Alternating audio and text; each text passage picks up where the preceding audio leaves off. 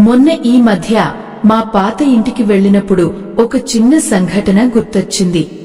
అప్పట్లో మా నాన్నమ్మ ఎవరైనా అనుకోకుండా ఇంటికి వస్తే ఇంట్లో ఉన్నదేదో వండి పెట్టేది.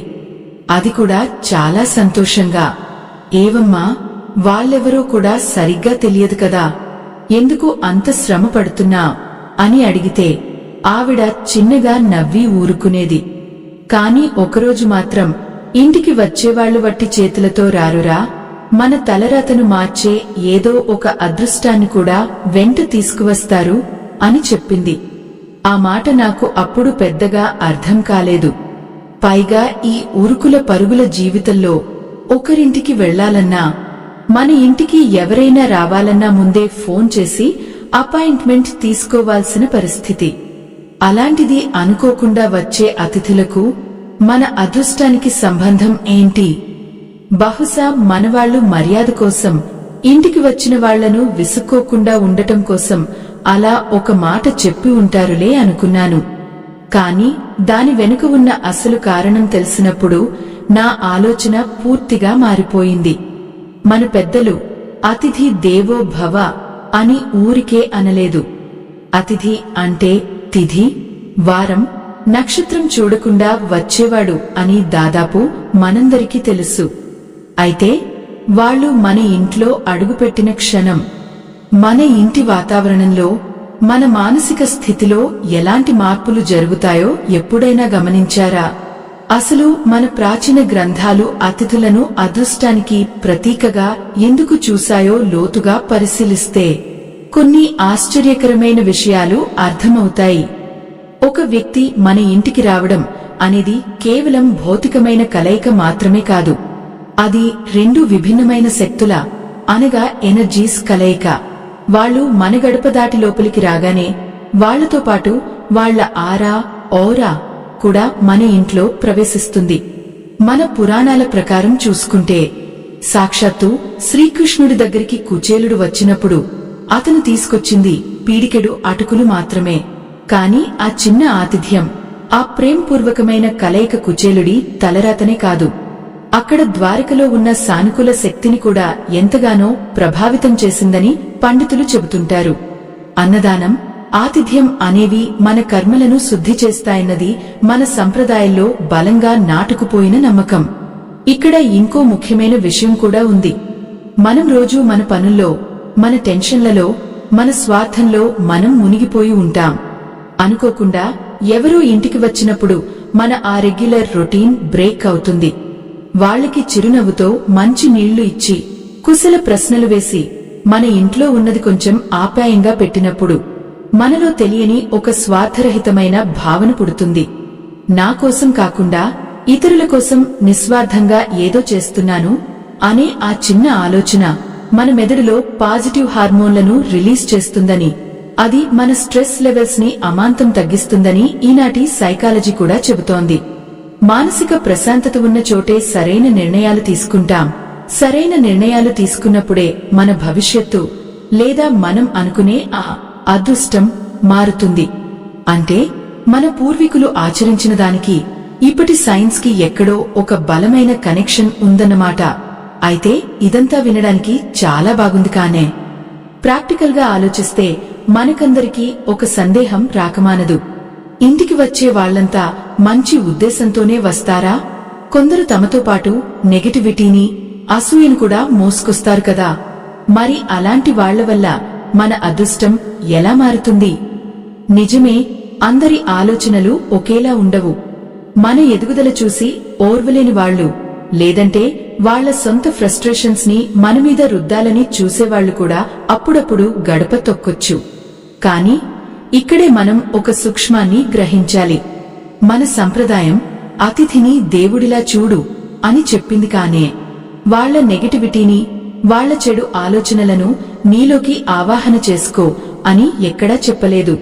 ఒక మట్టి కుండలో నీళ్లు పోసినప్పుడు ఆ కుండ తన చల్లదనాన్ని నీటికి ఇస్తుంది తప్ప అందులోని మురికిని తను అంటిపెట్టుకోదు. మన ఆతిథ్యం కూడా అచ్చం అలాగే ఉండాలి. వాళ్ళు ఎలాంటి వాళ్లైనా సరే మన మర్యాదలో లోపం లేకుండా చూసుకోవడం మన బాధ్యత, మన సంస్కారం.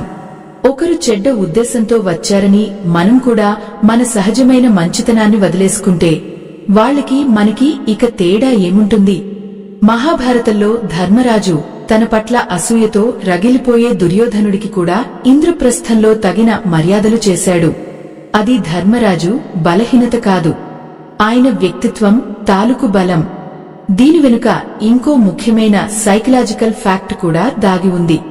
నెగటివ్ గా మాట్లాడే వాళ్లను కూడా ప్రశాంతంగా చిరునవ్వుతో హ్యాండిల్ చేయడం అనేది మన ఎమోషనల్ ఇంటెలిజెన్స్ ని అమాంతం పెంచుతుంది. ఒక క్లిష్టమైన పరిస్థితిని లేదా ఒక కష్టమైన వ్యక్తిని ఎలా ఎదుర్కోవాలో మనకు తెలియకుండానే ఇంట్లోనే ఒక అద్భుతమైన ప్రాక్టికల్ ట్రైనింగ్ దొరుకుతుంది. రేపు పొద్దున ఆఫీసులోనో వ్యాపారంలోనో ఇలాంటి వ్యక్తులు ఎదురైనప్పుడు మనం అసలు కంగారు పడము, చాలా బ్యాలెన్స్ గా వ్యవహరిస్తాం. అంటే గమనించండి, మన ఇంటికి వచ్చే నెగటివ్ వ్యక్తులు కూడా పరోక్షంగా మనల్ని మానసికంగా మరింత దుఃఖంగా మారుస్తున్నారు. ఈ మానసిక దుఃఖత్వమే భవిష్యత్తులో మనం తీసుకునే నిర్ణయాల్లో ప్రతిబింబిస్తుంది. అది ఒక కొత్త విజయానికి దారి తీస్తుంది. ఇదంతా వినడానికి బాగానే ఉంది, కానీ వాళ్ల ప్రతికూల శక్తి వల్ల ఇంట్లో ఏదైనా అశాంతి ఏర్పడితే పరిస్థితి ఏంటి? భయపడకండి, దీనికి కూడా మనవాళ్లు చాలా సరళమైన ఆచరణాత్మకమైన పరిష్కారాలు ఎప్పుడో చెప్పారు. సాధారణంగా మన ఇళ్లలో ఎవరైనా కాస్త అప్రియమైన మాటలు మాట్లాడి వెళ్లినా లేదా ఏదైనా వాదన జరిగి వాతావరణం కాస్త వేడెక్కినా ఇంట్లోని పెద్దవాళ్లు వెంటనే దేవుడి దగ్గర దీపం పెట్టడమో, హారతి కర్పూరం వెలిగించడమో లేదా గుమ్మం బయట కాస్త పసుపు నీళ్లు చల్లడమో చేస్తుంటారు. దీన్ని ఈ తరం వాళ్లు చాలామంది చాదస్తం అనుకుంటారు, కాని దీని వెనుక అద్భుతమైన లాజిక్ దాగి ఉంది. ఉదాహరణకు, కల్లుపు వేసి ఇల్లు తుడవడం అనేది కేవలం ఫ్లోర్ క్లీనింగ్ మాత్రమే కాదు.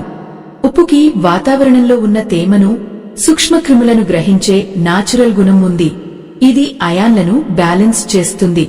అలాగే సాంబ్రాణి లేదా అగరబత్తీలు వెలిగించినప్పుడు వచ్చే సువాసన మన మెదడులోని ఆల్ఫాక్టరీ నర్వస్ సిస్టమ్ను తక్షణం రిలాక్స్ చేస్తుంది. ఆ క్షణం వరకు మనలో ఉన్న టెన్షన్ను, ఆ నెగటివ్ మూడ్ను ఒక్కసారిగా రీసెట్ చేసి గాలిని స్వచ్ఛంగా మారుస్తుంది. అంటే ఎవరైనా తెలుసో తెలియకో ఏదైనా ప్రతికూల శక్తిని మన ఇంట్లో వదిలి వెళ్లినా దాన్ని అక్కడికక్కడే ఎలా కట్ చేయాలో మన జీవనశైలిలోనే ఒక సైంటిఫిక్ పద్ధతిలో ఇమిడిపోయి ఉందన్నమాట. కాబట్టి ఎవరొచ్చినా భయపడాల్సిన పనే లేదు. ఇక అసలు విషయానికి వస్తే, అతిథులను సాక్షాత్తు దేవుడితో ఎందుకు పోల్చారో, వాళ్ల వల్ల మన అదృష్టం ఎలా మారుతుందో చెప్పడానికి ఒక అద్భుతమైన ప్రాక్టికల్ కారణం ఉంది. బహుశా మీ జీవితంలో కూడా ఇలా ఎప్పుడో ఒకసారి ఖచ్చితంగా జరిగే ఉంటుంది. ఒక్కసారి వెనక్కి తిరిగి ఆలోచించండి. ఎప్పుడూ ఎవరితోనో క్యాజువల్ గా మాట్లాడుతున్నప్పుడు వాళ్లు అనుకోకుండా చెప్పిన ఒక చిన్న మాట లేదా వాళ్లు ఇచ్చిన ఒక సలహా మీ కెరీర్నో, వ్యాపారాన్నో, కనీసం మీ ఆలోచన విధానాన్నో పూర్తిగా మార్చేసి ఉండొచ్చు. ప్రాచీన కాలంలో ఫోన్లు, ఇంటర్నెట్ లేవు. ఒక ఊరి నుంచి ఇంకో ఊరికి వెళ్లే బాటసారులు, సాధువులు, పండితులు, ఇలా ఎవరైనా సరే మన ఇంటికి అతిథిగా వచ్చినప్పుడు వాళ్లతో పాటు బయటి ప్రపంచాన్ని, కొత్త సమాచారాన్ని, ఎంతో జ్ఞానాన్ని మోసుకొచ్చేవారు. ఆ ఆతిథ్యం సమయంలో జరిగే చర్చలు, పంచుకునే అనుభవాలు ఎన్నో కొత్త ఆలోచనలకు, అవకాశాలకు దారి తీసేవి. ఇప్పటికీ అదే జరుగుతోంది. కాకపోతే రూపం మారింది. మన ఇంటికి వచ్చిన ఒక స్నేహితుడో, బంధువో మాటల మధ్యలో, అరే, ఫలానా చోట ఒక మంచి అవకాశం ఉంది, నువ్వు ఎందుకు ట్రై చేయకూడదు అని అనొచ్చు. లేదా మనం ఎప్పటినుంచో సతమతమవుతున్న ఒక సమస్యకు వాళ్ల అనుభవంతో చాలా సింపుల్ సొల్యూషన్ చెప్పొచ్చు. అప్పటిదాకా మనకు తట్టని ఒక కొత్త కోణాన్ని వాళ్లు చూపించొచ్చు. దేవుడు ఎప్పుడూ ఆకాశం నుంచి నేరుగా కిందకు దిగివచ్చి మన చేతికి అదృష్టాన్ని ఇవ్వడు కదా. ఇలా మనుషుల రూపంలోనే, వాళ్ల మాటల రూపంలోనే మనకు మార్గనిర్దేశం చేస్తాడని మన నమ్మకం. అందుకే ఆతిథ్యం అనేది కేవలం ఒకరి కడుపు నింపడం మాత్రమే కాదు, అది బంధాలను కలుపుకునే ఒక అద్భుతమైన మార్గం. మన ఇంట్లో 4 గోడల మధ్య మనం మాత్రమే ఉంటే మన ఆలోచనలు ఒకే చోట ఆగిపోతాయి. ఒక కొత్త వ్యక్తి ఆ గడప దాటి లోపలికి వచ్చినప్పుడు ఒక కొత్త ఆలోచన, ఒక కొత్త శక్తి మన జీవితంలోకి ప్రవేశిస్తుంది. ఒక కొత్త వ్యక్తి ఆ గడప దాటి లోపలికి వచ్చినప్పుడు ఒక కొత్త ఆలోచన, ఒక కొత్త శక్తి మన జీవితంలోకి ప్రవేశిస్తుంది.